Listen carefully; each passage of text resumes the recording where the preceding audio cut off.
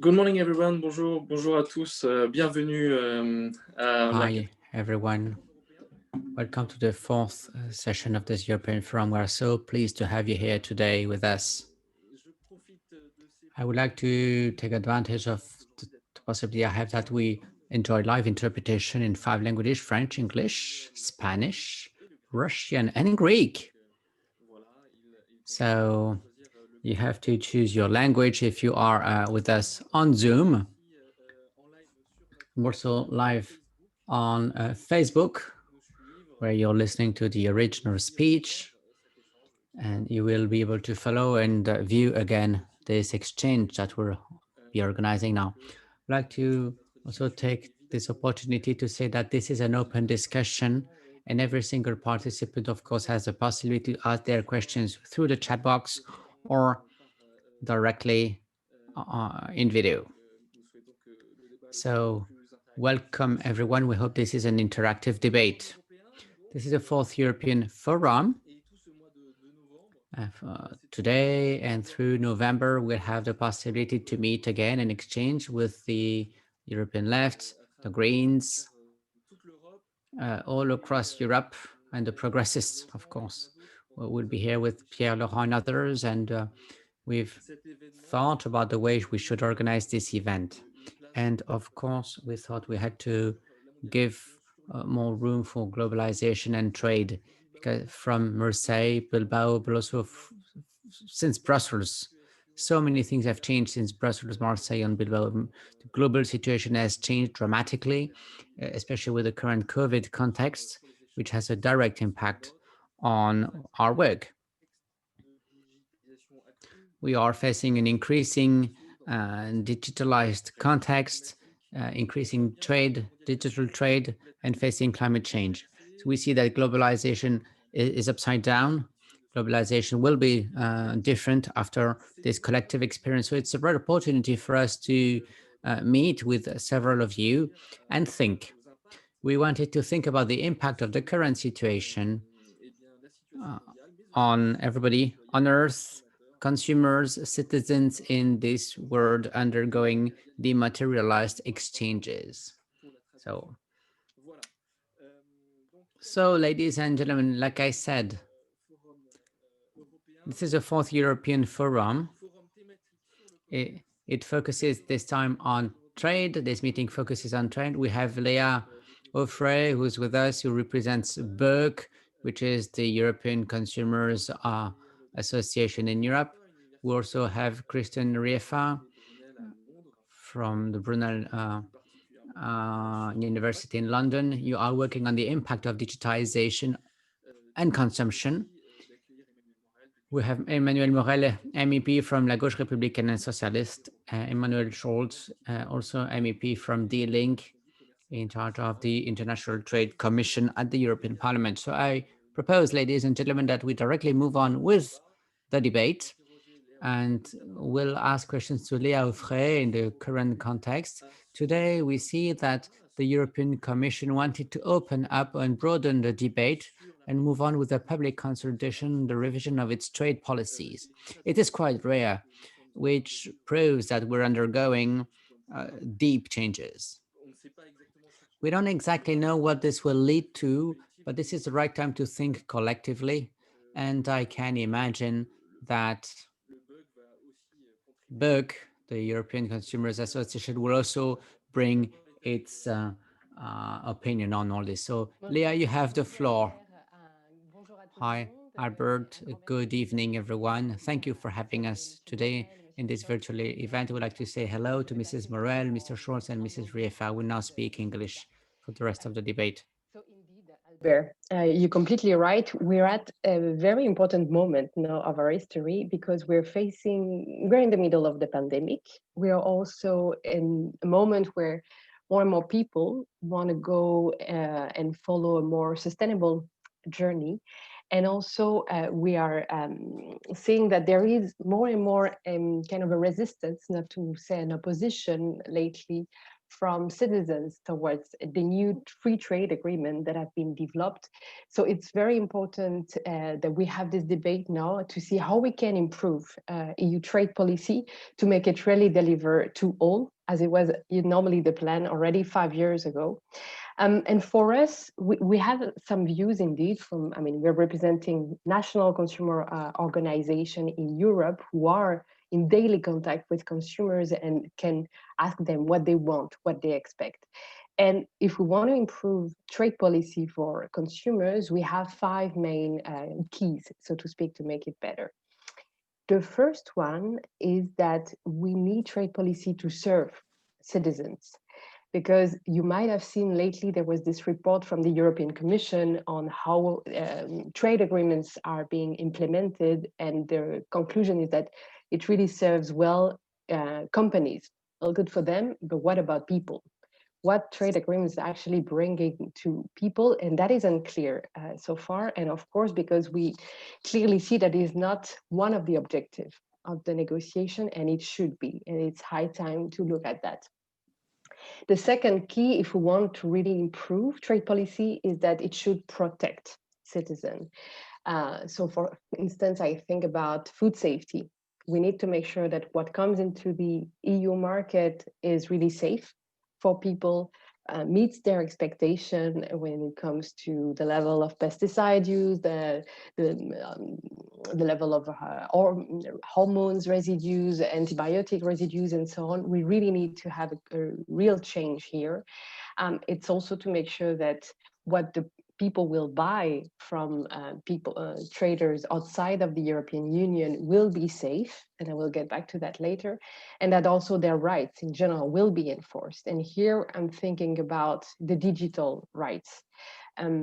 We have had so many scandals on data protection, on privacy, and we are seeing lately trade agreements really being used as a way to limit the ability of countries to regulate on data protection, on privacy, on artificial intelligence, on cybersecurity, and so many other topics. This is something that we see mainly in agreements done by our trading partners, United States, Japan, for example. And another important aspect in trade policy for us is that we need to break the silos between the policy areas. Very often, trade policy is looking at trade policy, consumer policy at consumer policy, and so on. If we want to take the example of e-commerce, when people buy online, we know that nowadays people are buying more and more from traders located outside of the European Union, and it's very hard for consumers to understand if they are buying from someone in the EU, someone outside of the EU, if their rights will be applicable, how can they send back a product, get their money back, and so on. And another huge problem that we are facing now is the influx of dangerous products and non-compliant products with EU rules. Our members have tested 250 products sold online last year from global marketplaces, and it turns out 66% of these were not compliant with EU product safety rules, and some were even dangerous for people. Here I'm talking about toys, which can actually harm kids, the phone chargers that we all buy online from time to time, and that can actually explode if they are not compliant with our electrical rules, or even smoke detectors that are not detecting smoke. So this is a really serious issue. And it's a trade issue, yes, but it's also a customs issue. It's also a market surveillance issue. So we need all brains on deck, if I can say so. And we really need to address this common problem outside of just one policy area. And the fourth important key for us is that we really need to change the current paradigm. Today, when we regulate in the EU, we need to make sure that we are compliant with the World Trade Organization rules. But no, we also need to think that we need to achieve the Sustainable Development Goals. So actually for us, it should be the other way around. trade rules should comply with the Sustainable Development Goals. They should allow consumers to make the healthy choice, the sustainable choice, to be better informed through labels, to have the right to repair their products via very strict laws. And we should not be afraid each time of being attacked by trading partners, either in the World Trade Organization, in the context of bilateral agreements. And basically, we should really be ambitious and not being full of fear. And finally, the important point, if we want to make trade policy better, is transparency. We have seen clearly some improvement in the past years. We can more or less know what is on the table of trade agreements from the European Union side, not the same from our trading partners, unfortunately. So, for instance, my organization, we are trying to make sure that trade agreements actually protect people and do not harm them. But it's really hard if you are not aware of what is actually happening. So here, the European Parliament has always been our champion when it comes to transparency and involvement of NGOs like us. So we continue to need your support to continue to ask the European Commission to improve its work, not to mention member states, because they're really lagging behind, not really properly involving civil society at national level to make sure that people are understand what is being negotiated on their behalf and what they will get from it. So we'll stop there for the moment and look forward to the debate.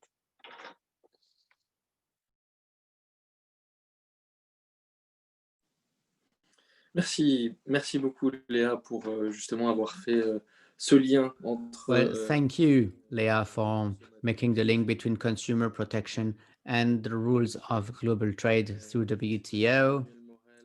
Emmanuel Morel, are you there? Did you turn on your webcam? All right, Emmanuel, welcome. So, with the current pandemic, we're also wondering about the possibility to have a model which is more robust, more resilient, and maybe even more independent, especially when it comes to production or to health protection. So you have the floor. What do you think about this? Well, thank you for the invitation. This is a passionate debate, I'm sure. This is nothing new, of course, because, the pandemic has just put the spotlight on a series of issues, but these themes have been there for years. Helmut Scholz and I have been working on this for years and years, even a decade. And when I hear what Mrs. Offray just said, when asking transparency, she's asking for transparency on trade negotiations. Well, let me tell you that as a member of European Parliament, or many have demanded that from the beginning or since the beginning on TTIP, for example, with the United States. And you will remember that it also happened with CETA, the CETA negotiations. So back to the theme of the crisis. Crises are there to show the true thing. The 2008 crisis had clearly shown the problems and dangers caused by the free movement of trade and the dangers it implied for work. And today's COVID crisis, again, puts the spotlight on something we've been saying for a long time. But people haven't been listening to us, unfortunately. So the current model of free trade, which we inherited from the end of the 20th century, let's say the 1990s, well, this model is now outdated. It is outdated because it increases inequalities. Also, it is dangerous for climate. And I'll get back to this, but it had to be said. And also, this system implies a lot of democratic issues. And I'm referring here to the existence of private arbitration courts, which exist in most trade agreements nowadays. And they will give big advantage to multinational companies at the expense of citizens and even the states. So the COVID crisis has shown, and I'm taking a European viewpoint here, but this current globalization model is outdated, of course. So what struck everyone in Europe is that we discovered to which extent we would be depending on others, even for essential goods. I'm referring here to health products. So all of a sudden, the political leaders who've been in charge for years, they said, look, this is a disaster, no mask, no face mask, no medicines, no medical equipment, or, well, it all comes from China, Southeast Asia, it's a disaster. Well, actually, ladies and gentlemen, this is a result of your policies and your decisions. It didn't happen just overnight. And globalization is not a natural process. Globalization is the fruit of ideological recommendations which have a specific purpose. And so with COVID, through this disaster, we understood that the policy that was about reducing costs, it's a price-based policy, this policy would lead to big issues for us, like depending on other countries, including for health products. So we've become aware of that today. I'm not saying Helmut on R because we've been working on this for a long time and we've been asking for another trade policy for a long time. But at the European Commission now, they've changed their vocabulary. And now they say that we need to reach some strategic autonomy for the EU. We should depend less. We need to protect our industry and our know-how. Let's be clear, this is only wind so far, just words, nice words, because Mrs. von der Leyen is saying that we need to change the rules of global trade, but the officials and civil servants at the Commission keep negotiating free trade agreements with other countries. You know about Mercosur with South America, but today civil servants, EU civil servants, keep negotiating free trade agreements with New Zealand, Australia, Malaysia, Indonesia. They're not even asking themselves the question that Mrs. Offray just put on the table for consumers, because environmental demands like the respect of Paris Agreement. Well, many members of parliament have demanded that, and we just noticed with CETA, which is a free trade agreement with Canada, it was not respected at all. So they don't walk the talk, but the truth of the European trade policy remains the same.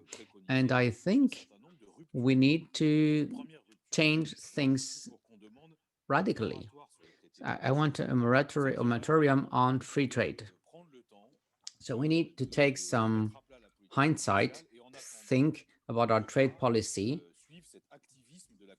And in the meantime, while we have this moratorium, we have to stop following the EU Commission's policies, which is demanding more and more. Secondly, we need to ask for a European sanitary exception. Some medicines, some health equipment and products are very important for the health of Europeans, and they cannot be the subject of commercial and trade speculation. That, I think, is very important. Now, we'll get back to the debate which I mentioned before.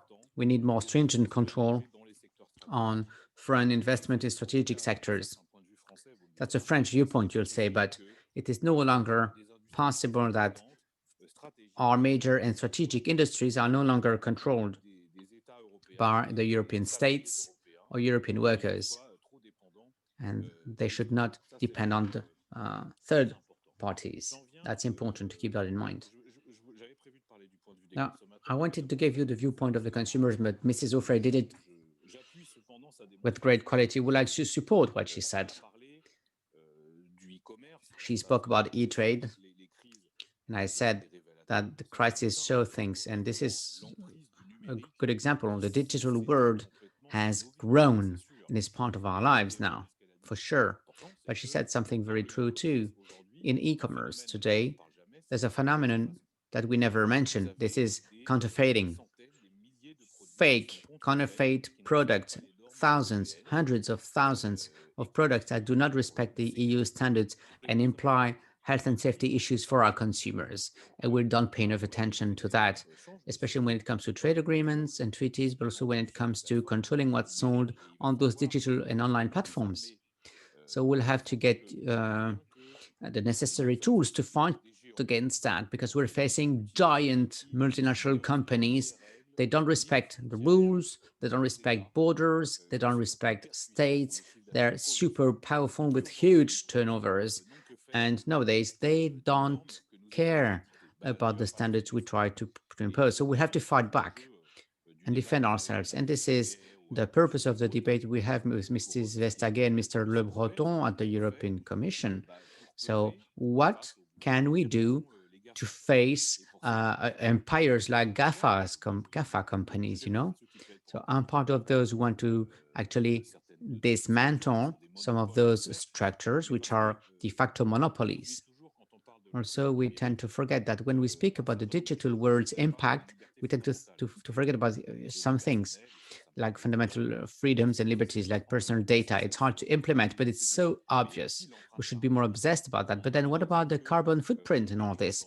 Because today's digital world is consuming a lot of energy, and we cannot ignore that.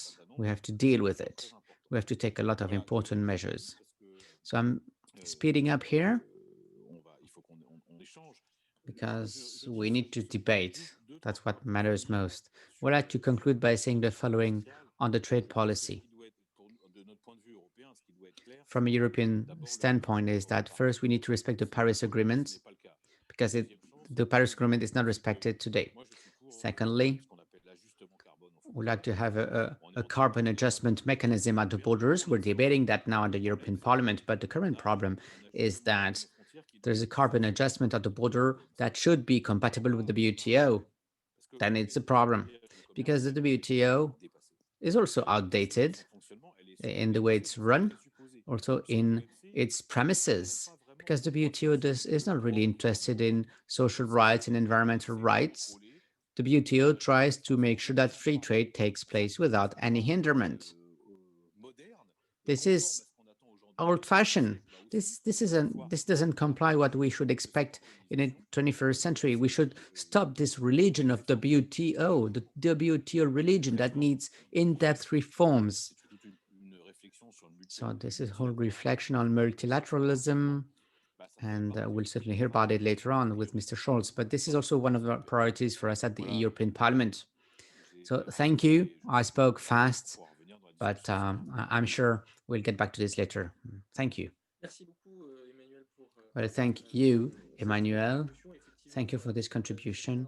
Thank you for this explanation. Everybody will have the possibility to speak, and then we'll have the possibility to ask questions. De ce que tu viens de dire, effectivement, j'aimerais interroger le docteur Christine Riefa pour savoir entre les règles et les normes qui sont souvent produites et qui sont favorables, protectrices, positives, et la réalité de ce qui est acheté, vendu et ce qui circule. Dans le commerce digital, il y a quelquefois un écart assez inquiétant, à la fois en termes de confiance des consommateurs, en termes de santé, en termes de protection. Et cette réalité-là, elle est souvent en décalage avec les règles et les lois que vous votez.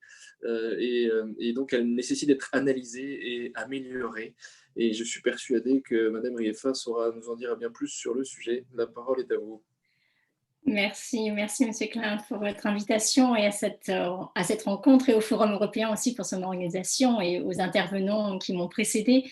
Je suis ravie de pouvoir m'exprimer sur ces questions, et je souhaite utiliser mon temps aujourd'hui pour mettre en avant le problème de la protection des consommateurs en l'absence d'un système de protection internationale performant.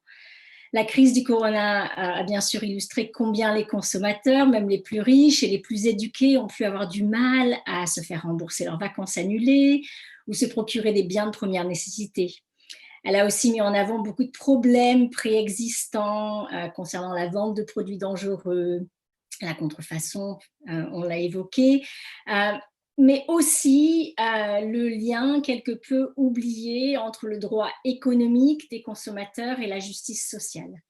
Je vais maintenant m'exprimer en anglais, c'est un petit peu plus facile pour moi, c'est ma langue professionnelle, donc vous m'en excuserez.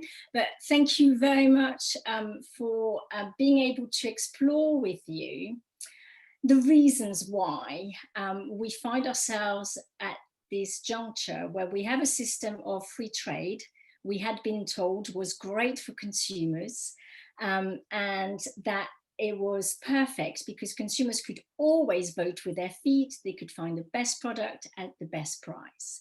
And yet, fast forward a number of years, we need to take stock of where consumers really are in those markets. So it will be very evident to everyone that the way consumers are protected is not as efficient as it should be. I need to preface my comments with the fact that yes, the European Union has one of the most performant system of consumer protection in the world, and I don't want to diminish what the EU has actually achieved, but the reality is that in a globalized world, if we are only as good as the lowest common denominator. So there are a few truths that perhaps we need to explore about what the EU has done.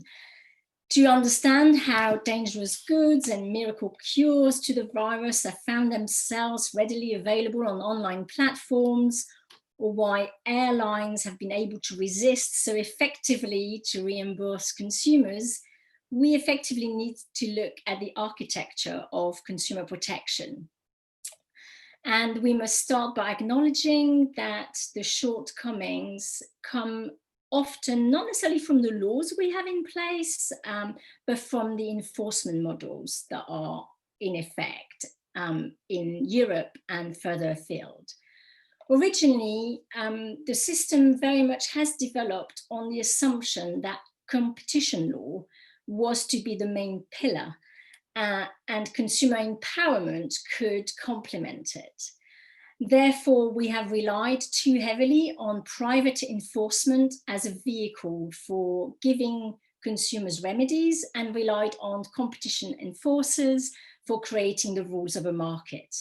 We now know from the European Commission that in a digital world, this competition law architecture does not work. It has too many shortcomings to enable consumers to operate and do their job that was expecting of voting with their feet and being able to take to task businesses who might wrong them or also abandon them altogether. If I'm not happy with my social media platform, it's very hard for me to find an alternative. So I cannot do that as a consumer. Historically, consumer law has developed as a poor parent of competition and market forces. They were portrayed as the best protector of the consumer interest. And I think to start changing things, we need to change that perception. Consumer law, indeed, because of that original perception, has been built preferring information as a way to assist consumers rather than on building more substantial obligations for businesses. So consumer law, if we look at some of the key concepts the courts have to operate with and the enforcers have to operate with, it is built on the homo economicus, this image that is influenced by neoliberal economics, and that says that effectively the consumer is super intelligent and is able to defend themselves and understand the information that's presented to them. And of course, that is not reflecting consumers as human beings. It's an outdated model. And it is also outdated when thinking of the way international trade and the move to online commerce has affected our daily lives. Thankfully, the EU is aware and there's a lot of work, and I have to thank everyone active on the ground for making things change. But let me carry on with the way the system of consumer protection is built and what's also failing. So over-reliance on competition law. The other point is an over-reliance on a consumer who is not reflective of who we really are. We also have, linked to this point, the idea that consumers were supposed to vote with their feet. They were supposed to take to court everyone that was wronging them. Unfortunately, consumers tend to shy away from protecting their rights. And in a digital environment, in any event, the most engaged consumers would struggle to get repair. We have architecture systems that are essentially privatized justice, We, in some countries, don't rely very much on courts, but more on ADR, alternative dispute resolution, with the result that the laws that we have on the books don't necessarily translate in the real world. They might not actually find the right outcome and be upheld in the real world. The element that's also problematic is that consumers are often under the impression that there is very little they can do and therefore will abandon any recourse. And the digital environment is a really good example of this. Who has now abandoned clicking and opting out of digital policies, privacy policies, sorry, that we are bombarded with? We just give up. So from an enforcement perspective, we also had pushed a lot of the burden on consumers and perhaps not enough on enforcers. Now, enforcers do a fantastic job at doing what they can with very limited funds and resources to be able to take on now, as we heard, companies that are really so powerful that it is very hard to fight in a court at having equal strength. Enforcers have got limitations. Public enforcement also tends to remain partly reactive rather than proactive and trying to look at prevention.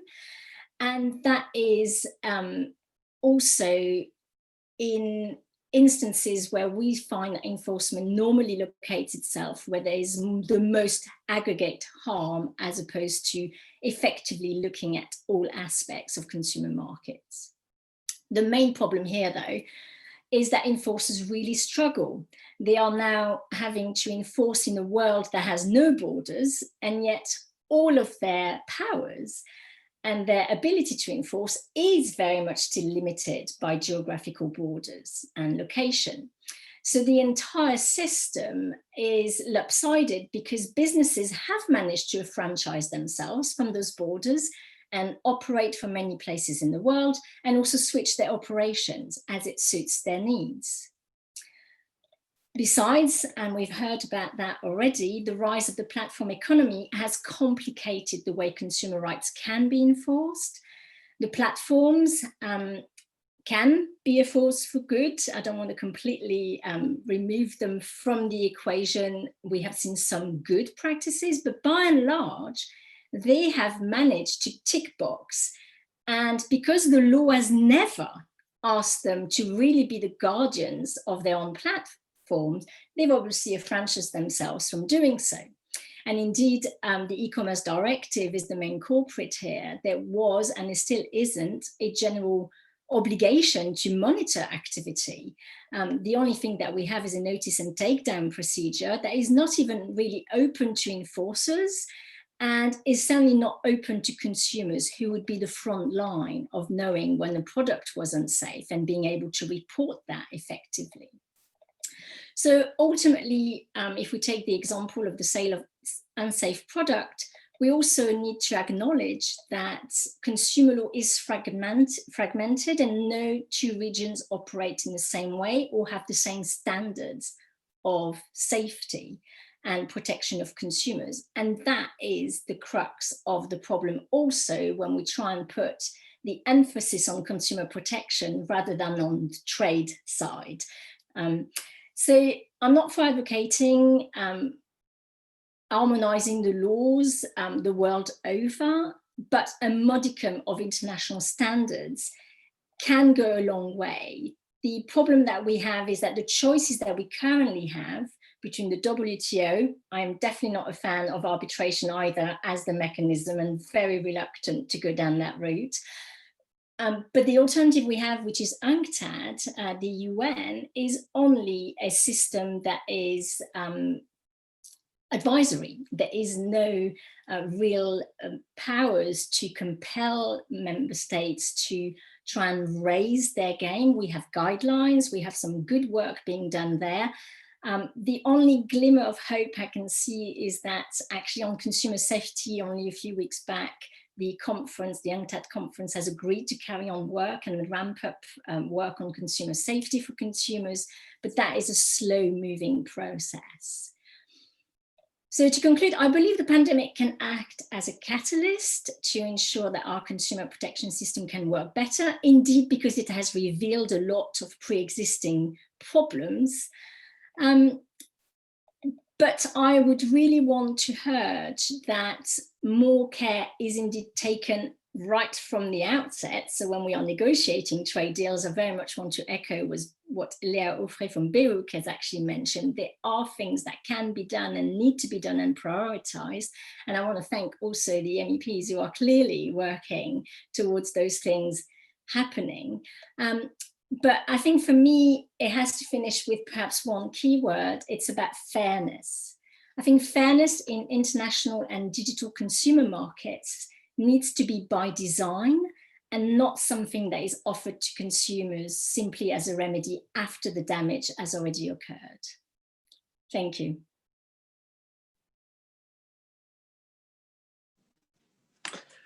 Merci beaucoup, Madame Riefa, pour cet éclairage. Thank you very much, Mrs. Riefa, indeed, for showing how interlinked the protection of consumers is with trade agreements that we make. And indeed, we're all in that same boat. And as you said very clearly, yes, we fight on this, every one of us, on a daily basis. Helmut Scholz, you have contributed for the linker. You have contributed to the review of commercial and trade-related decision. You've been in favor for many years now and pushing forward fair trade. You've also defended multilateralism as a sort of founding principle of trade. What is your perspective on the current situation and the current challenges with, of course, the impact of digitization and COVID-19? First of all, thank you for having been invited to this very important panel and the discussion we are providing. And it's good to see very well-known faces in this room, even if it is in a virtual room, but nevertheless, it is good to have this debate. And as you said already, yes, the current situation is in a certain way pressing us to increase our efforts to find new approaches of restructuring, reorganizing also the trade policy. And as you know, and as you mentioned, we as a GUE NGL, as the left group in the European Parliament now, which is a good development, as I would say, to be more clear also to the consumers protection structure or to the UNCTAD and all the other NGOs working together with us for years in this field. The alternative trade which we are striving for must rely on the concrete situation in which we are dealing with these challenges. And frankly saying, I think the theme for the today's exchange of views is very, very accurate, because since the 1990s, 1992, 1993, the development of the forces of productivity have led to the issue that we have to discuss today about artificial intelligence, about the question of data, about how we are organizing the access of citizens to technological developments and values in our societies. And that is not limited to Europe, to the European Union, in Europe, or to the United States, or to China. No, that is a global challenge for everybody. And I think the left has to contribute to understand that we should not concentrate on one region, but to put the contents of an alternative economic and in a certain way also commercial cooperation. And I want to say we should not any longer speak from the left only about trade agreements or trade and commercial relations. No, we have to contribute that we are speaking about the cooperation of states, but of course also of citizens, of stakeholders in the interest of dealing with this development of the forces of productivity. And that, I think, is a frame about which we have to discuss and to develop our own proposals into a broad exchange of positions, as all the stakeholders, all the participants in the economic life are here, and we have to give into this debate a progressive and convincing answer, so that people, citizens, are following our proposal. So I think we have to understand that the alternative trade model, the alternative trade discussion, should and must be as inclusive as possible. And there is no exclusive approach to deal with these issues. And that is, I think, at the stake even in the current momentum. Second remark I wanted to say, yes, I agree very much that the pandemic is like a catalyst of the current situation, of this debate. And it makes it even more problematic and complicated, because we have to look into the realities of the different, on a various way, affected regions in the world by the pandemic. So we are speaking about Europe, where we have a lot of problematic zones, where the disease is really distributing in a very, very terrible way. But who is really taking already care about the today's and the tomorrow's impact of the pandemic on the national economies in African countries or in Latin America? We have seen the pictures from Ecuador, from Colombia, from Brazil, how they have been affected. So, I mean, we have to understand that to overcome the impact of this pandemic is also a global one. And here, the European Union and we as left in Europe have a huge responsibility to make it a matter also of our trade policy, that we have to restructure and reorganize the trade policy as it is carried out only in the interest of those organizations who gets profits. But of course, making profit is also a question which is linked to the reality in our countries. It are job places, it's a qualification. And the answers, how this alternative strategy should look like, will be answered in a different way, coming from a trade union compared to the consumer protection structure, or from a political party which has to include the overall social strategy in a broader understanding. And of course, and there will be then additionally a different answer from a small and medium-sized enterprise compared with a big company. So the answers are different, but we have to assemble. We have to find together a new pathway through this challenge. Third remark, there could be a lot of questions we are discussing this evening, so I will try not to be too broad. But the third issue I want to bring in is that we have to deal with existing structures. I personally am not a fan of destructuring certain structures we have. We have to change them. We have to put in our interests, our points, our answers into the process of reforming, restructuring, because as we are looking into the balance of power, it will be very complicated to create different structures.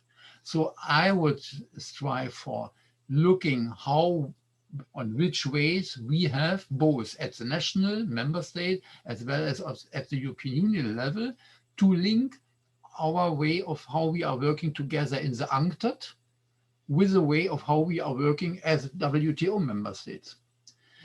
So not to say one against the other, but to incorporate. And I guess that is more persuading others that they would be ready to participate in this restructuring process. Maybe that sounds too less revolutionary or too less against the normal path. But I'm convinced with the experience I had that we should go this way. Because yesterday I attended a forum of the WTO and the United Nations Environment Program, because they have started this week, the week of, how it is called, the Trade and Environment Week 2020 of the WTO and UNEP. And the ambassador from the WTO in this panel, Chet Blackman, he formulated that we are in a certain way in ground zero, realizing that the WTO must be open to dramatically change its own rule-based strategy towards finding an answer to this environmental and the pandemic and sanitary challenges in the third decade of the 21st century. I think that is very interesting to listen to them, because just 1.5 years ago, you would never hear such words. So of course, these are still words, but we should pick up these words and put in our concrete proposals. And by that, to change the whole mood of the development. And here I very much also with my experience from the cooperation with Boyk, for example, when we are discussing this issue, because consumer interests are a driving engine in this mood of developing alternative trade policy. So stopping here, we can go maybe more in detail during the discussions this evening. The fourth remark, short, is who are the subjects and who are the objects of developing alternative trade policies? And I want to be precise. When we together struggled against the TTIP, we have already spoken about environment, we have spoken about human rights, we have spoken about the digital trade already, because we have discussed the way of how we should develop a rule-based system. But we criticize the approach that it should be a transatlantic so-called value community, which is determining in which way the other regions of the world should function. And that they are determining in which way, in which framework, the economic and trade organization should be shaped. Today, the German newspaper Handelsblatt, the leading economic newspaper, is complaining by celebrating or by taking to positive notice about the creation of the regional continental free trade cooperation zone in Asia, saying, yes, the second big market and the third leading economy in the world, China and Japan, have now concluded and others are participating. And that is a big number. And that is, of course, a good signal in their interpretation for free trade against the trend of the last 4 years coming from the United States. But they're complaining at the same time that there will be a new bloc against the poor Europeans and poor Americans, etc. So what they had tried to impose on the world some years ago with TTIP, they are just now complaining that others are doing so. So what I want to give with this example is, in the debate, that we should be much more concrete and precise. Who are the subjects of economic and trade policies development? And I would say we as the left have to say this must be the citizens. We have to give the citizens their representations in parliaments, in regional and international organizations, etc., a say about how the framework for economic development to catch up with the development of the forces of productivity should really be organized and look like. This, I think, is a challenge for us in this moment. and therefore I hope that also, and that probably will be a good occasion for the European Forum to discuss such issues, so that we are coming out of these 1 week or 10 days of exchange of views to look where are the next tasks, so that we are trying to discuss with what is the path, how we are doing that, and what does it mean for the different participants in the European Forum in their responsibility, political parties, parliamentarians, NGOs, trade unionists, etc. But that we have a common understanding that we have to determine we are the subjects, inclusive with those who are economic stakeholders, they are also subjects, and what is the object? The object is to make environment safe, that we are mitigating climate change, that we are mitigating the loss of biodiversity, that we are giving a certain example for a persuading alternative trade policy. So here I'm stopping and looking forward to the very broad debate we should have and could have this evening. Thank you.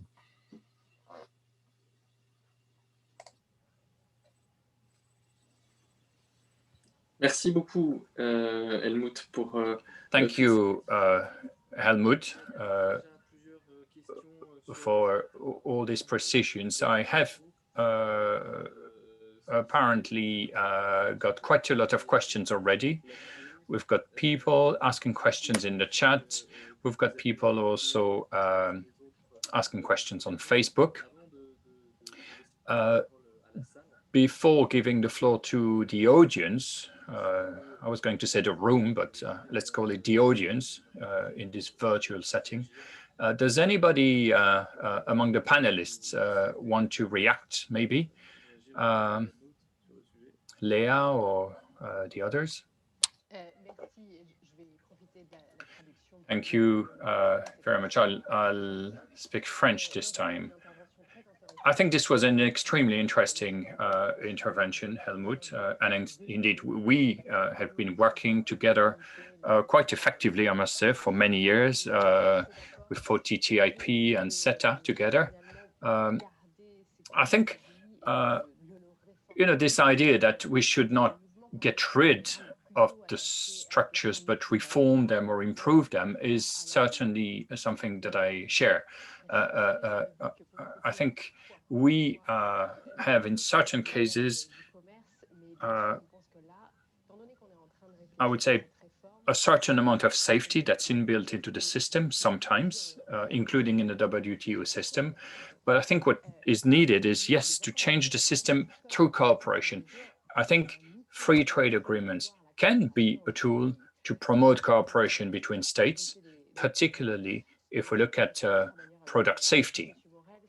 And I agree with Mr. Morel, counterfeited goods are a big problem. And you can actually find counterfeited goods that are safe sometimes. There are more and more of these, but there are still a lot of counterfeited goods that are extremely dangerous for consumers. So back to the question of cooperation. I think 80 countries right now in the WTO are negotiating new rules on online trade. So they're not so much looking at how to better protect consumers. They're looking at how to ensure that the digital economy is less regulated. But I think we can use that. We can maybe put pressure there to ensure or to obtain from states that they pay more attention to safety and particularly, safety for consumers.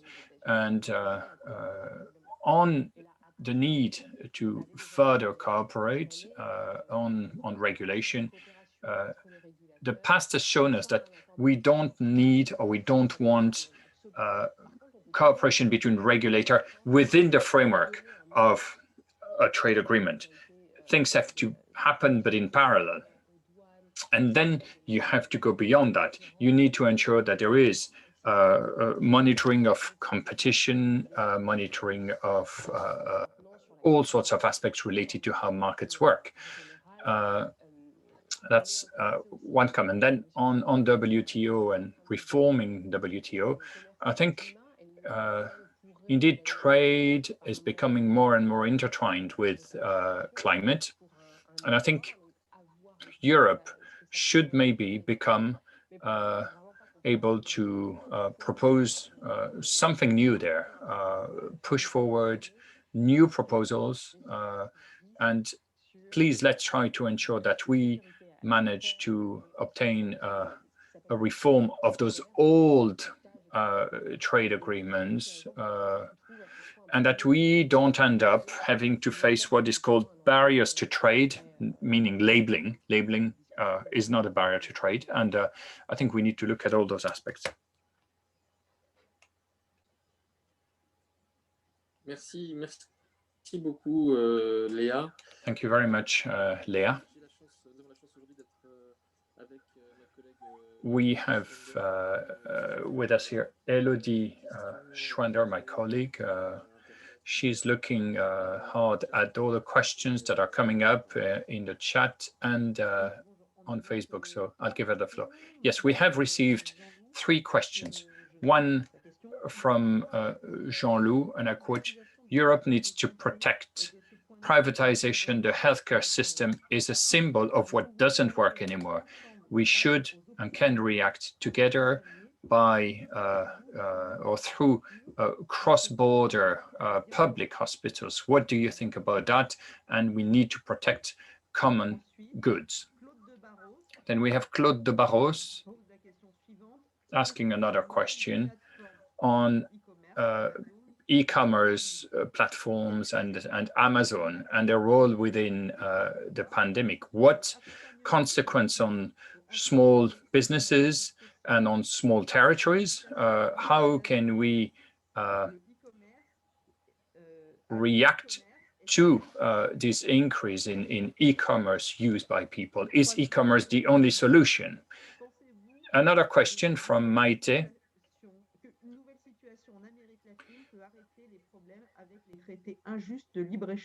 Do you think that if things change politically speaking in Latin America, we may achieve the end of some unfair trade agreements with Latin America?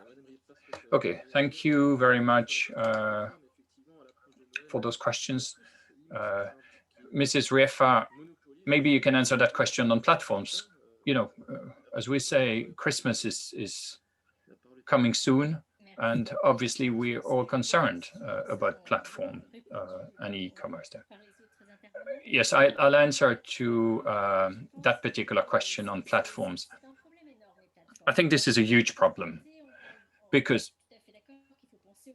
I agree, yes, we need to promote, you know, small shops, local shops. But then again, local shops can use online platform to sell their product. So we need to find this balance between the operator of the platform and then the small shops that are using the platform to sell their products and goods. And there are problems there. I mean, well-known problems. And I'm thinking particularly about Amazon. We have there a policy in place that, of course, makes somehow the life of consumers easy because you can buy easily, you can get a refund very easily. It's easy to sell on Amazon, of course, but on the other hand, we know that Amazon doesn't treat I mean, the small shops very fairly. So it's quite delicate there. I know of some other initiatives that are quite interesting. It's particularly famous, I think, in the UK. It's called Bookshop. I hope it's arrived also in the rest of Europe. And Bookshop is based on, well, on small bookshops that are trying to promote themselves as an alternative solution to the larger platforms. And you can actually now buy books on a small, I would say, on this platform where small bookshops are promoted. I think we need also to certainly think about the responsibility of platforms. They have very little responsibilities. We need to make sure that e-commerce maybe is organized differently in the future. Now, is e-commerce the only solution? Well, frankly, there are small local initiatives, yes, for the exchange of goods, but you know, when you do that on smaller platforms, even the smaller platforms, exchange platform, WhatsApp-based platforms, can sometimes be beneficial for small local tradespeople and businesses. We need to think about those bigger international platforms, which are monopolizing the market, yes. But at the same time, let's not forget that they are providing a service, and that's probably why they have gained that sort of popularity. You know, if a platform becomes as big as some of those huge platforms, well, it's because it is providing a service that consumers want. And again, it's a question of finding the right balance, politically speaking. I'll stop there. Merci beaucoup. Du numérique ont souvent pour point commun d'être américains. Right. One of the common points between these entities is that they are from the US. There are many debates on that, and there should be a debate on the way we can control them and force them to do things. We should not be naive, but could we expect that the new US administration next January will change things? Do you think it will have an impact on the regulatory framework and change the stance of GAFA and the way they have in the real economy? So what should we expect from those modifications? And then Emmanuel Morel, I also have a question for you, because you follow the International Trade Commission and the European Parliament. So you do think that Joe Biden's administration will do something new in its approach to trade? Also, are they going to change what President Trump did, something that already existed, by the way, with President Obama before? I hope you hear me. I have connection issues. I couldn't hear the questions asked by the people who are following us on social media. But I would like to react before I answer your question. I would like to react to what Mrs. Riefa said. Like you said, platforms have grown and tried to meet unmet needs of consumers. Now, we should not be naive. The big platforms have been successful because their economic model is very particular. They pay no tax or hardly no tax. Their workers are overexploited. That's the reality. And I don't think that's the type of model we need to fight for. Uber, let's say Uber. Okay, it's working very well. So it does correspond to the needs of the consumers. But when you speak to Uber workers, you will understand why. They're working 16 hours a day sometimes. They pay 25% of what they get to the platform. So the social rights of the workers in those platforms, be it Amazon type of platforms or Uber platforms, well, it's very problematic. So of course, this is something we'll have to deal with, and we're dealing with it already at the European Parliament with the left progressist members of Parliament, but we'll have to deal with that. So today, some MEPs are trying to make sure that Europe takes some protection measures for the workers on those platforms. What about dismantling the chamber, the US Chamber of Representatives is currently discussing the dismantling of some GAFAs. So they're hesitating. Is it just a function dismantling, geographic, or also? So we should take the same approach in Europe. And there's a debate at the European Commission. Mrs. Vestager, who was strong on Facebook and Google, where she's taken a step to the side. Not the case for Mr. Breton, who says that we'll take We'll have to take radical measures to prevent this de facto monopoly that should impose its rules to the rest of the world. I would like to get back to Mr. Klein's last question about the US. Really, let's not be naive. We're happy that Trump's going away because Trump represents many things that we hate. But come on, let's not be naive. The Biden administration, when it comes to trade policies, will not radically change. So the US will ratify the Paris Agreement. Okay, that's good. But we should not believe that the US trade policy will change overnight. This is being mistaken. I would like to remind you that the Obama administration is when more very protectionist measures were taken. The Obama administration implied the destabilization of Alstom.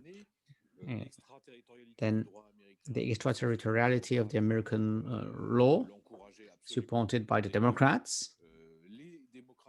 So the Democrats and Republicans are currently agreeing at the Congress to actually strengthen some provisions against European firms when it comes to extraterritoriality. So you should expect nothing. So Mr. Biden and Mrs. Harris are nicer people to hang out with than Mr. Trump. But when it comes to their policies and the defense of the American interest, there will be no big change. And you take the latest example, the Nord Stream example with the gas duct.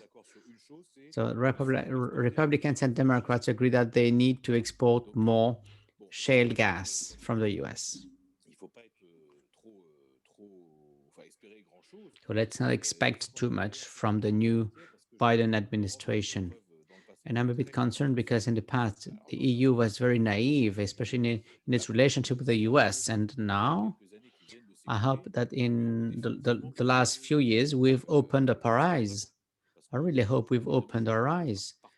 I'm not against the transatlantic partnership, but we should see clearly in what the US do. They defend their interests like the Chinese do.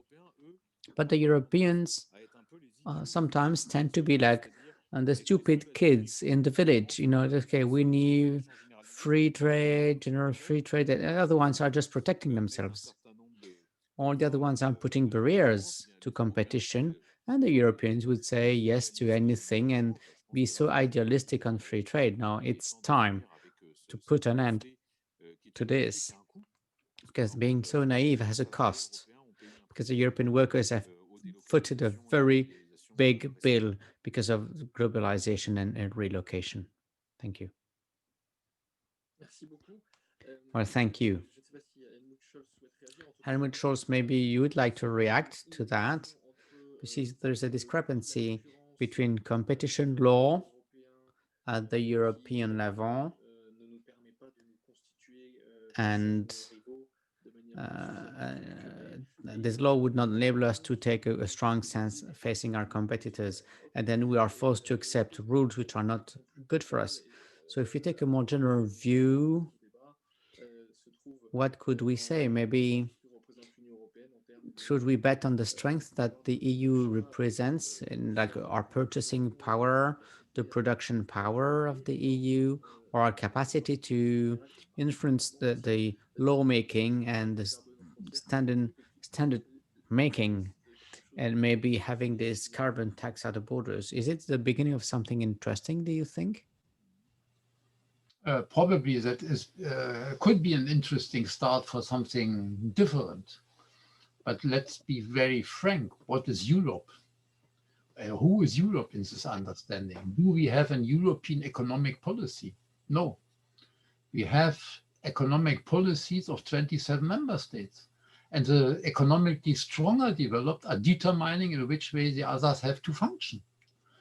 And if Germany is not changing its the logic of its own economic policy to be the world champion in exporting at the cost of all the other EU member states, in a certain way, that is an economic strategy behind that. We will not deal with this issue. So what I want to say by this example, that we have to reflect that trade and economic policy are very much interlinked, and we should not look on the trade policy as such, but it must be a more holistic, a complex awareness about how we are organizing our economies, also in responsibility to the social needs. And I very much agree what Emmanuel just said concerning the taxation. So I mean, if we are letting certain member states to use tax dumping as a business model within the European Union economic policy, so then we should not cry if it is functioning against other economies and other citizens against at the cost of other member states. So I mean, in this way, it is not helping us. So we have to reform also our own understanding. What does it mean for us to have an European economy which has to be a partner for development in other regions of the world? So that's a much more complex, and I can agree also what Christine said concerning the platforms, but I also don't want to have Alibaba from China as a big platform just doing the same like Amazon. From the logics, no, we have to come back, and therefore I would say trade has a lot to do with how we are producing, how we are consuming, so how we are shaping our daily lives. And if in our daily life environment becomes even more challenging and problematic, where we have to find new answers, then we as the subjects have to change this approach. So this is our responsibility also to contribute to make it more aware in the way of how the economy is functioning. Second remark, also concerning the platform and what we can do. There was a question from the social media. I'm very much in favor of a rules-based system globally, because only rules, a frame where parliamentarians in the interest of the citizens are determining how it is functioning, could be a frame for restructuring also trade policies in a certain way. So in a midterm and long-term perspective, I see even the need for a certain parliamentarization of the WTO, so that the ministers there in the ministerials can't decide by themselves what is in the interest. And then we know how the lobby groups, the representatives from the big business are pressing on them. No, they have to be relinked to the responsibility to have parliamentarians discussions, parliamentarians debates, and finally decisions what they are negotiating within the WTO at the ministerials. So to frame it in a certain way. And that means we as European Parliament, we are together with the IPU, part of the parliamentarian conference of the WTO. But we are sitting there, we are listening, we can comment, etc. But we have, of course, no real influence. Here we have to change, because maybe the European Parliament is even a little better situation than the representatives from national parliaments, because they are very often totally only accompanying celebrated participants. We have the co-decision processes within the European Union. So we have also a responsibility to go into this direction, to link it back to reality. And that is true for the e-commerce negotiations within the WTO, staying in the theme of today's evening, that has to do with the sanitarian issue. And I want also to answer to the question about this, the health and the question if there would be crossover hospitals making service for ill people also by the pandemic in other countries, etc., which is partly happening already. But of course, we have to defend also from the left that there are commons, and that health, education, in a certain way also the climate policy, energy production, should be understood as a basic right of citizens to have access to. And the state and the international structures, and of course also such regional organizations like the European Union, have to make sure that these commons are kept, that we have to take from the policy a responsibility for doing it in this way. And therefore, we have to incorporate such approaches also into the negotiation processes of the WTO or somewhere else in other international structures which are dealing with that issue. Maybe even in the OECD, we could give on the guidelines such contributions for rediscussing it. And finally, on that issue, having listened carefully to Emmanuel, I think we have today already bring in the understanding of degrowth, of alternative models of living together when we are saying how we are producing, how we are consuming. So why not pick up that not the GDP is the only criteria for the measurement of economic performances and economic developments. No, we have to take into Gini coefficient, that we have to the well-being conception as one model of bringing other criteria which are important for a lot of people. And in Germany, you have a growing number of people who said, no, I'm not more interested in only working from morning to the late evening and not having time for my children, etc., etc. So that the development we had in the last years, we should not give up in the pressuring momentum where we are in with the pandemic, with the question of climate change, etc. So to be more brave in this direction, also as left to propose new ideas into this debate. So I'm maybe stopping here. Merci beaucoup, Helmut. Tu viens de le dire, modification de notre rapport au travail. Thank you, Helmut. Like you said, we need to see our work differently. Maybe we have to reset our priorities, and maybe we'll have to consume differently, take more responsibility, consume less. This is only the very beginning, but of course it will have an impact on globalization. We have consumer representatives among us from Berg. Do you have any reaction on this? Because finally, this is one of the changes that will be most impacted. What's the reality? What's changing today? Well, thank you, Albert.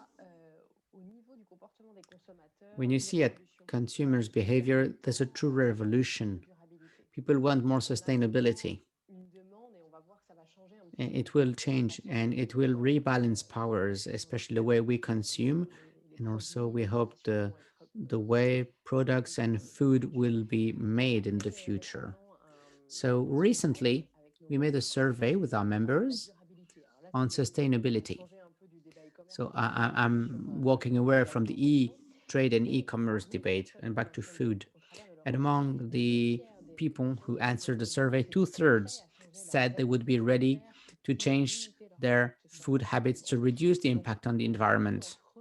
And many of them work on programs to actually buy locally. So demand on the market is going to change radically. And this will go in hand with all the themes we've been tackling at the European level recently. There have been changes to help consumers be more responsible, have a more sustainable approach. And in this framework, we're a bit afraid of retaliation from the commercial partners. We know this is at stake, and we know we're facing criticism at the WTO already, especially when it comes to our strategy from the farm to the fork, because we want to promote local production. We want more diversity within the EU, want to better inform consumer on the origin of the products, on their sustainability, and also the impact imports and pesticides, residues of antibiotics, and so on and so on. So there's something at stake there. And back to what Mr. Morel said, we should not be naive, because we'll be facing pressure by the Biden administration, which looks better than Mr. Trump, of course, but we know that there's a big challenge there. So we have a revolution where more sustainability among consumers, but now we'll be facing pressure when it comes to the decision makers at the European level to make sure it's all compatible with the trade rules. So we're still facing a dichotomy here. And then regarding the questions on e-commerce, e-trade, I don't have precise figures, but e-commerce is not the only model supported by consumers. It's useful, it's easy, especially now with the current lockdown, with the current situation. But in France, with USC Que Choisir, they're very active and they want us to help local producers, local shop owners, and so on and so on. So we're changing the consumption patterns and becoming aware of the impact of consumption for the environment, but also for social matters. Thank you. Well, thank you. Still have 5 questions online. Maybe Emmanuel and Christine would like to react. Allez-y, Madame. Yep. Mrs. Rifa, you have the floor. I'm going to be brief. I think from a consumer law point of view, the challenge is also in seeing those consumers' habits changing to realize that it is a certain type of consumer that has the luxury of making that change, that there are now 2 categories of consumers we're talking about more and more at European level: vulnerable consumers, notably, perhaps more in an energy context, but food is an important aspect also. Those disengaged, those vulnerable consumers often are low income, not very well educated, and the focus has always been on price. So consumers form their choices mostly focusing on price and have little understanding that, yes, to have better consumption, we probably ought to factor in our choices, price, but also policy on the environment and policy on workers and everything that goes with it. And that is not apparent. There is no obligation, for example, for businesses to disclose what their policies on those points are. So even a consumer who might want to be responsible will struggle finding this information. So perhaps that's also work for politicians to push down the legislative agenda in having some changes in the way we tell consumers what is important and what to look for. And the other type of consumer that perhaps we need to mention and start reflecting on is what I call the disengaged consumer. And those are consumers who are perfectly capable of making good choices, but have worked out that the way the markets are functioning means that trying to do the right thing is perfectly pointless. So they're actually rational in disengaging and not switching energy tariffs, not trying to say no to the data harvesting when they are visiting a website, because frankly, it doesn't change anything. There's nothing they can really do. So they, again, withdraw from the market. And that's, I think, something that we need to take into account as we are reflecting on those questions. Merci beaucoup. Monsieur Morel. Thank you, Mr. Morel. These are fundamental matters. It is interesting for everyone, not only for those who work on international trade. So it's a more complex matter than you could expect. We all think it's wonderful to have access to local shop owners who sell local produce, but access is unequal. If you take France, many regions or departments of France, if you have a local shop, it's just a supermarket. The local shop is a supermarket. Actually, it's not that easy, you know. So the supermarkets are also playing a game of local products, but they're taking such huge margins that they're crushing the small producers, putting a lot of pressure. So it's complex from a structural viewpoint. Now, this change in the consumption pattern is a true revolution. Now, you have to tell people that eating strawberries in the wintertime is just crazy, But then it's about food waste. In Europe, today, I think that 1/3 of the food produced goes to the garbage every year. It's huge. And I'm not even speaking about plastic packaging and so on, even in the bio sector, organic sector, not only the conventional sector. So there's a lot to do. Now,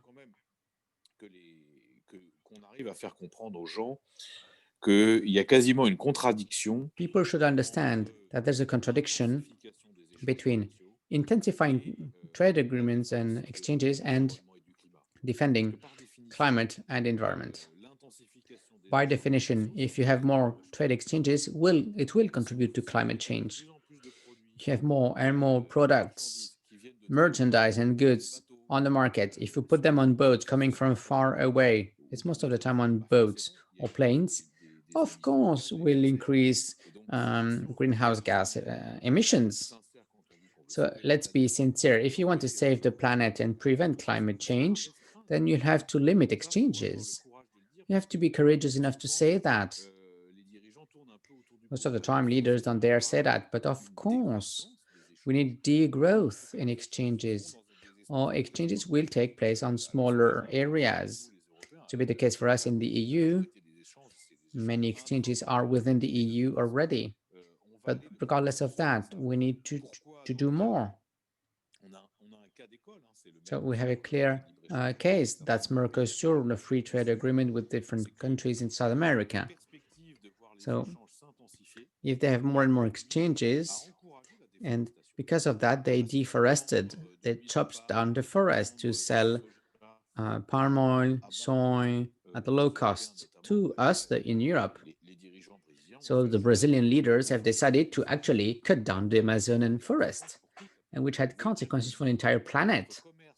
You see that the link between trade and the preservation of biodiversity is very easy to see. But we have to keep repeating that because our leaders, the negotiators, they see trade, but they tend to forget about other matters of paramount importance for people living on the planet.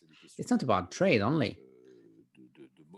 It's about finding the right development model, the model that we need to promote. Alors juste peut-être avant de passer la parole à Elodie, j'ai vu que Helmut, tu avais levé la main. I think Helmut, you wanted to take the floor before I give the floor to Elodie. On ne t'entend pas. Your microphone is muted. Sorry. Just a short answer to Emmanuel and to others, because Maite also asked, would be there if the political landscape is changing in Latin America a better opportunity for having other agreements as it is just now concluded between the EU and Mercosur countries, probably, or in community countries? And I would say yes, of course, because there are always two sides concluding an agreement. So what they are striving for as value basis for this exchange of trade is, of course, important, how this agreement would look like. And what I'm striving for is all the time that we should stop to think in the way of a free trade agreement. It must be a fair trade agreement when we are concluding an agreement. And an agreement is a rule, structured basis for the economic exchange. And probably Emmanuel is right when we are saying that any agreement is contributing to an increase of exchange of goods, etc. And that is, of course, harmful for the environment. But why we are not saying, let's really discuss the question of what are the rules for e-commerce and data digitalization for the trade issue. So that, for example, if you have a startup in France or in the Netherlands or in Greece or in Lithuania, which has a very interesting product, that it is not shipped over the ocean, but through the 3D technology, printed and assembled in the country where they want to have this product. So in a certain way, we have to be much more innovative in rethinking the trade. And of course, I would say also the challenge of today and tomorrow is to link the Doha round with the digitalization of the rural and agriculture production. So why we are not using these issues, and in which way we are discussing this problem also with the stakeholders in the African countries, etc. So in this way, that what the theme for today evening is, that the e-commerce challenge is of course not only the platform organized, but where we are combining the scientific development and the access to technology and the access to the values we are organizing in our economies for everybody. So here we have to be more precise and develop concrete proposals for the negotiations, being it in Geneva or being it within the frame of fair trade agreements or fair and ethical trade agreements.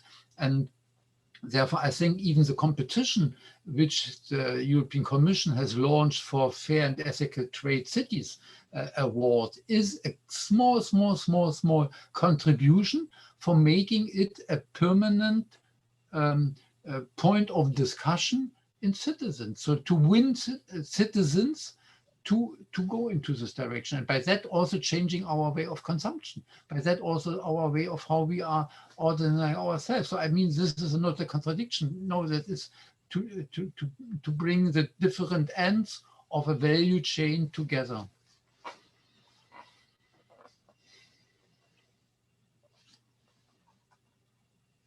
Elodie, floor is yours.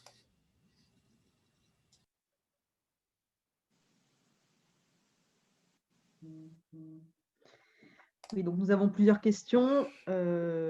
Yes, we have several questions. One from Jean-Loup. What about a popular initiative right for citizens, whereby there would be a referendum every time we have to sign an agreement, a trade agreement, so people would have a say? MF is asking, I hear a lot about citizens' initiatives on new forms of trade, new forms of, for example, new cooperatives.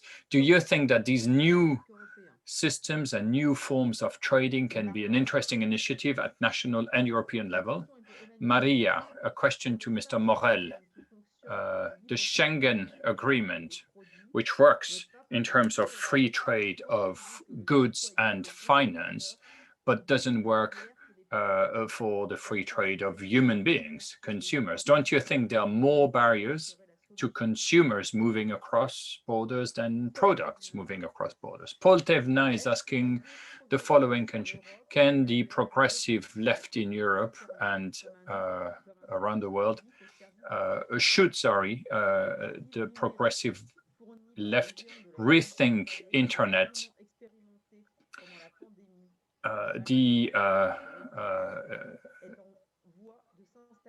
Internet is now starting to become a feature of our life, particularly during the COVID crisis. How can we ensure that the habits that we are creating now as consumers do not end up damaging or threatening our democracies? And I'm thinking also here about the business models that are based on large companies not paying taxes anywhere. Marc, to Mr. Morel, are you sure that free trade is a naive concept? Are we naive when we think there can be free trade? And then Mark is asking, we are subject of the economy, and what we need to do is take control over the digital world. What sort of common construction can we envisage to achieve that? Is the question now the need to guarantee the supply of goods and products to meet universal needs that is built a world citizenship. The COVID-19 pandemic shows that we need global social security, and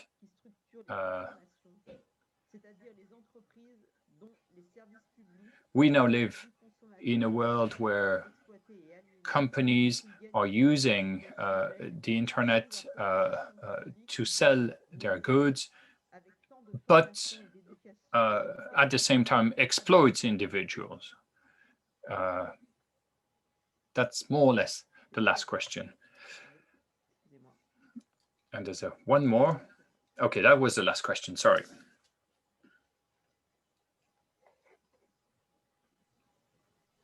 Merci beaucoup, Elodie. Thank you, Elodie. Anyone wants to react to this long list of questions? Just one aspect, maybe one reaction to harmonizing consumer legislation. The legislation in Europe is already very harmonized. We have a lot of texts, a lot of legislation that has been built a lot in the past years. I'm teaching consumer law, and I can tell you that in the last 10 years, every year I've had to adapt my teaching because new texts are coming up all the time. So consumer law is harmonized in Europe, but it still is an issue because, as I said previously, the architecture behind the system is not, I would say, strong enough to sustain it and to allow us to deal with all the problems that we face, particularly when we talk about international trade and the impact of internet as a major vehicle of modern trade. So yes, we have to continue working on it. I think, unfortunately, sometimes we've missed opportunities to think about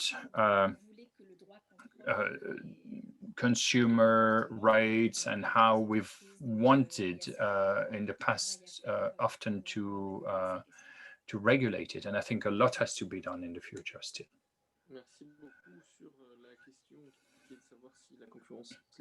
Thank you.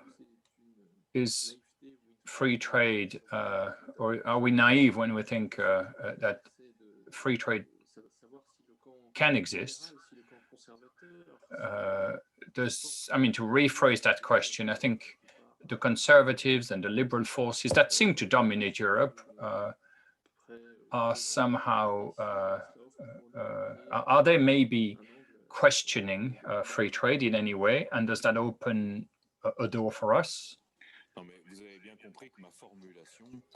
What I said earlier was, and I'm sure you understood that, there can be no free and fair trade because there are state aids, there are subventions, subsidies, there are obstacles to competition, and that's fine. The only problem is that the ideologists that are behind the European Commission and the Council publicly say that there can be free trade, totally free. And that means they want to open everything, while others in China and in the US are not opening up their trade. They are protecting their economies. So it's not being naive, it's just an ideology to say that there can be totally free and open and fair trade. It doesn't exist. Now, on the role of citizens, and what about a referendum for citizens to express an opinion when free trade agreements have to be signed? Well, I don't know. Referendum, maybe, I don't know. I think it's an important thing to open, I would say, the door to citizens. Citizens shouldn't be involved. But even us, as MEPs, we don't have access to a lot of documents the negotiations are completely secret. During the TTIP battle, we had to accept to go into rooms. We were searched, physically searched, by security staff, and we were given documents that dated back to the previous round of negotiations. We are, members of the parliament. We don't really know who negotiates. We know there are civil servants, yes, but we don't know who they negotiate for. We know they are negotiating on behalf of the bigger companies, and the big capital is behind this. So yes, citizens have a right to ask a question, not just as consumers, but also as the sovereign people of Europe. And the people has to have a say in the agreements that are signed on their behalf. My problem and my criticism to the EU now is that we are presented one option only, and there seems to be no alternative to the current approach and to the current trade approach. And I disagree. There could be more cooperation. We could introduce a dimension of cooperation and solidarity within our trade agreements. There are, a lot of trade agreements that have been signed with African countries that are absolutely disgusting, because we are, legally totally controlling those states and their economy. So yes, we need to question that and introduce those new dimensions, I think. And then I'll finish. What about internet? And somehow, if I understand the question, is internet becoming a sort of public service? Well, I think we have to prevent further extension of the market in its scope, because those networks, those platforms are feeding off our data. Whenever you do a search, we work for these GAFAMs, but they're not paying us, of course. They are collecting our data, using them, selling them, making money, and they're not even paying taxes on that.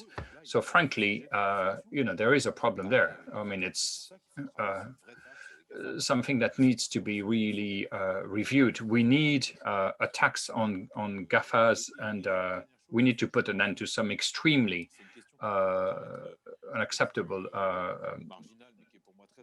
situations. And then finally, this is maybe more marginal, but let's fight against advertising and the invasion of advertising. I think one of the tasks of the progressive movements have to be to put an end to everything becoming a product, everything becoming something that can be sold. No, I don't think that's what we want, and I don't want that kind of society. And I think we have to criticize that and reject it.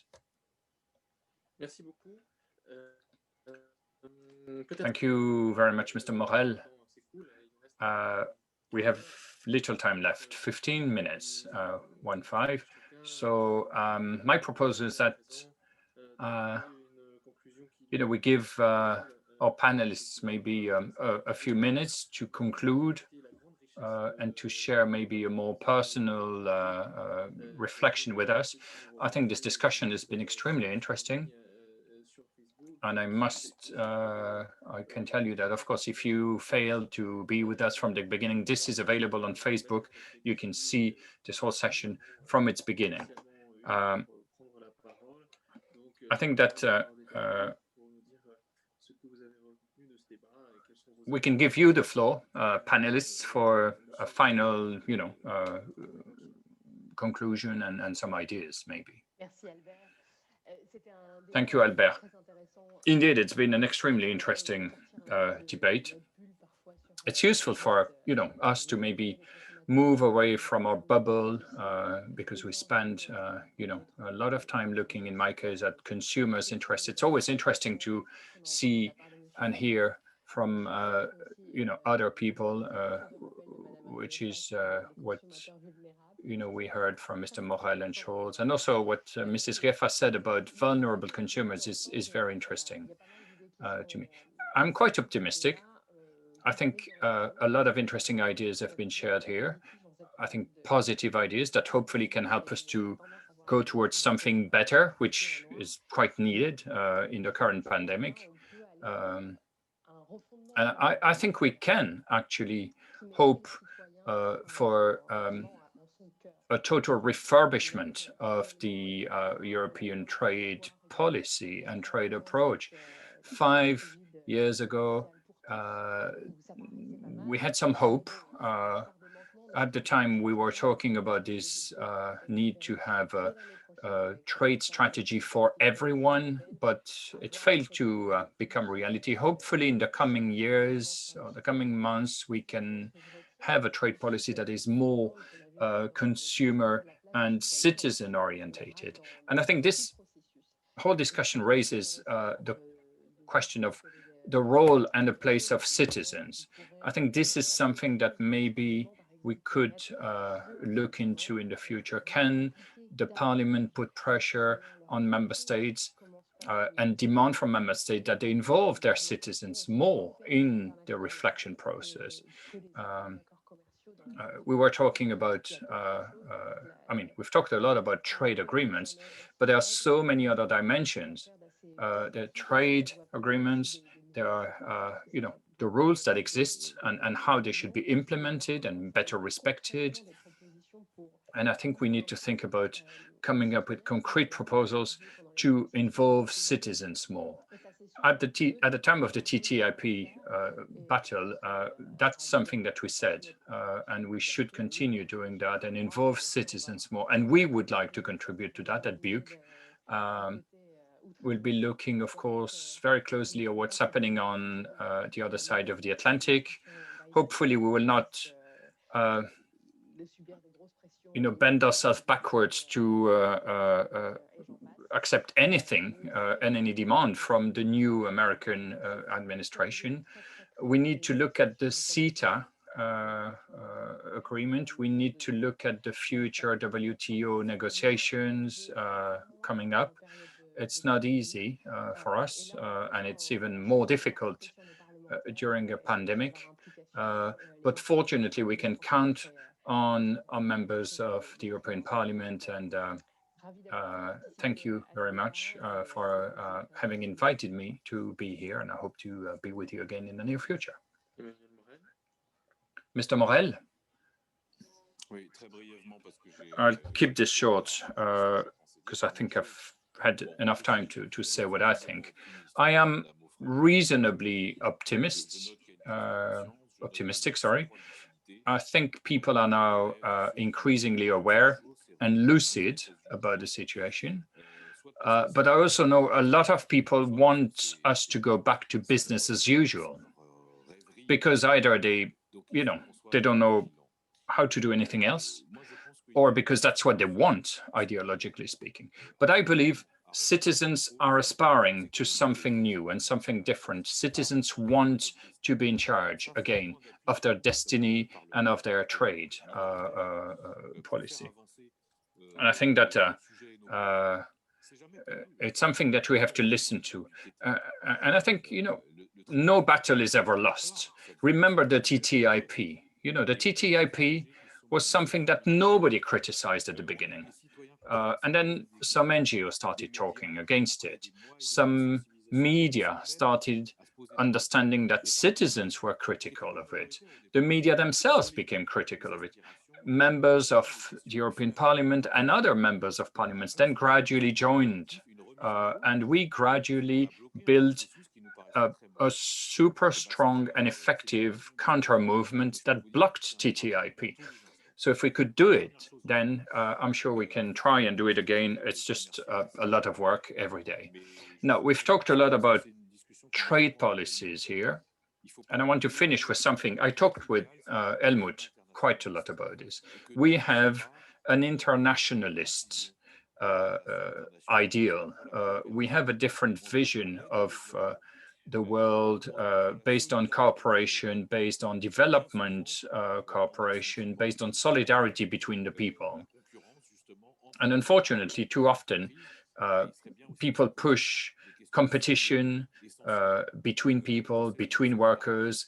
I think time has come maybe for us to promote those values of solidarity and cooperation more. I think this internationalist dimension and identity is central, and we should never forget about it. Thank you very much. Christine, please. First of all, my thanks for being invited. For me, it's even more of a change. I'm normally just in an office and with some students. So to be able to interact at this level is really interesting. I think the way it fits from a consumer law perspective or from just a legal perspective is that we can legislate for anything we want. What we need is to have the political will to make those choices and for citizens and consumers to indeed very clearly communicate what they are expecting or want. One important aspect is enforcement in consumer law. It's really where we currently fail, although there's been some changes at European level, and recognizing that the rules we've got in the EU don't necessarily translate abroad, and therefore this is where we are weak and we are open to a lot of abuses. And indeed, someone noted that the platforms are all Americans, so they are following a different level and a different standard, a legal standard for that matter.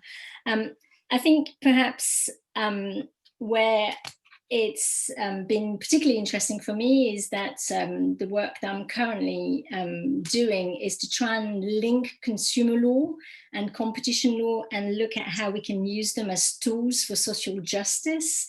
And I think that a lot of the themes and looking at how the law can service those needs was particularly interesting. And I wish the MEPs and BEUC and everyone on the ground really the best of luck and a lot of courage in trying to bring those messages so that consumers ultimately can be better off.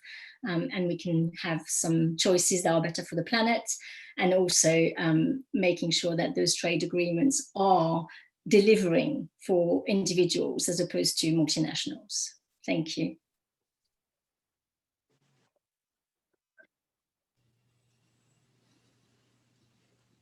Helmut, je t'en prie. Yeah. Helmut, please. Okay. I can only but agree what all the other three speakers in this very high estimated panel has already said in a certain way. Also from my point of view, I agree. And maybe one point to add. When we are speaking about trade, then we have today to speak about sustainable development, because it is the challenge to the economic development which we are speaking about. And I want to have enforceable mechanisms in all structures where we are having a change of goods, of services, etc. And these enforceable mechanisms are to be reached only if we have an respective balance of powers at the political level. And that leads me back to the aspect of the debate we had today about shortly the situation in the United States. And I would say we are aware about the very deeply split or the big gap within the American society. It's a huge challenge, because that is linked then, of course, also the way of how they want to have developed the frame in which they can work, in which they can have citizens' rights developed and organized. So the colored people have, of course, a certain interest that they are full recognized members of the American society. And who is assuring that? And that, what I'm describing with this short example about the United States, is true for at least all other regions and countries worldwide. And so the trade and sustainable development chapters, sustainable development in ecological and social understanding, human rights, social rights issue, is of course a daily task we have to to take and to incorporate in our political strategies. Yes, if we have the political will, you are fully right, Christine, then we can have a legislation. But we need to take or to be together with the citizens, to take them with us, to persuade them that what we are striving for is in their interest. And they have to make it possible that there is enough power in the balance, in the way we want to reorganize the economies, and by that also the economy. And that leads me to the final remark. We have not yet spoken about the 17 SDGs this evening. And I want to have the 17 SDGs in the remaining 9 years till 2030 to be the benchmark for any political, economic, and probably also trade policy. So if we don't make it a horizontal basis in our working for a different way of development, and we have agreed as member states of the United Nations to incorporate these or to implement these SDGs to 2030, so that we have not to strive for. We have to ask for that the implementation of the SDGs is happening. And that is a responsibility of the European Union, that is a responsibility of China, that is a responsibility of the United States. And here we have to work in our interest. And there is everything said: clear water, climate change mitigation, etc., etc. So all gender and democracy perspectives for everybody. So that is all there. We have to take these 17 SDG as the benchmark for the current political answer to deal with that till 2030. And finally, yes, trade policy is about democracy. And we should not leave the big corporations to take their democratic right to decide how we have to live. No, we have to say our way of joint and common organization of our societies is a frame in which also corporations have to act. And that, I think, is a challenge of 2020 and 2021. Thank you.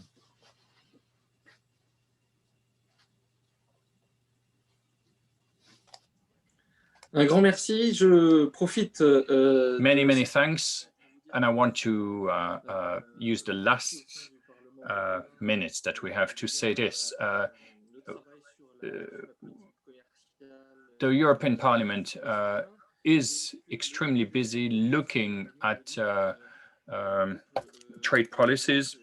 The Progressive Caucus, which brings together many progressive left-wing and green politicians, is contributing to this work. A text has been drafted that will be made available on the website of the European level. And it talks about taking back the democratic control of trade rules, which is a good summary of the discussion we've just had. Thank you very much. And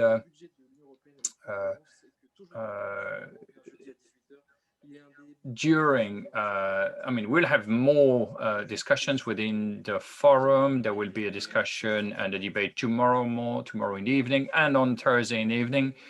Sorry, thank you to the interpreters. Thank you for your patience and your attention. And thank you to everybody who's organized or contributed to organizing this. Have a great evening.